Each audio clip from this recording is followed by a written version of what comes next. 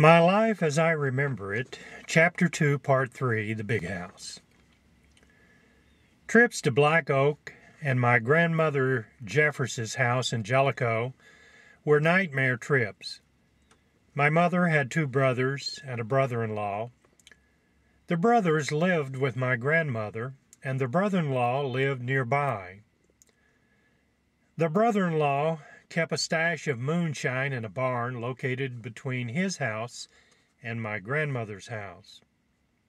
It wasn't long after we arrived at my grandmother's house when they started nipping the shine, and my mother would go ballistic.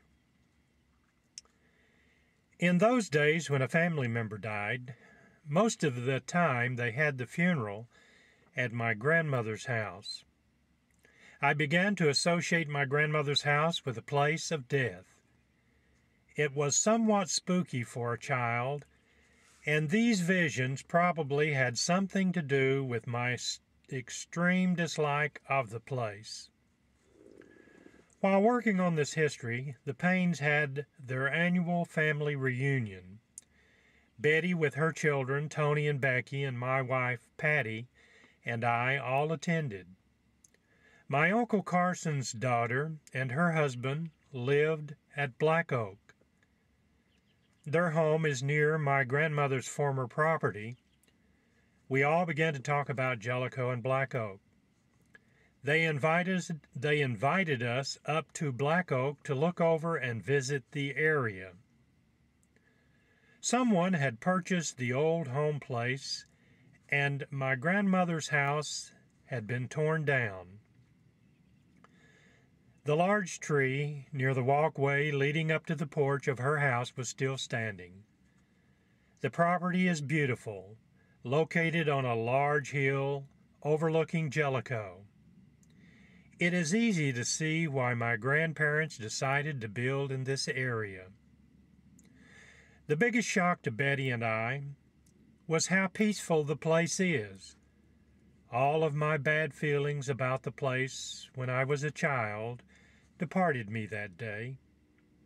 I am glad we visited that old home place and finally obtained closure to a segment of our lives. I no longer think of the place the way I did for so many years. As I was preparing this manuscript, we attended another Payne reunion, and David Pelzari, my Aunt Ruby's long-lost son, and his daughter attended. Her other son, Bill Payne, and David have the same father and are full brothers. Ruby had given David to his father, and David was never told that Ruby was his mother until just a few months before the family reunion. Ruby was my dad's sister and the last of 14 children to pass away. David grew up in La Follette, and Pat went to school with David. I did not know David, and to my knowledge, we never met each other, although we have the same grandparents. Our family and David's family were happy to get acquainted. My mother's brothers, Hugh and Hazel called Stud and the youngest, spent some time in prison for killing a man. Dad was responsible for helping them get parole after spending just a few years behind bars. This is the way that incident was explained to me. A feud had developed between my uncles and another man who was kind of a desperado and was stalking Hazel. Once he stopped Hazel's car, dragged him out, placed his head on the doorstop, and slammed the door. This almost killed my uncle, and he had a long recovery. One day my uncles approached this man at the commissary in Anthrace, and an argument ensued.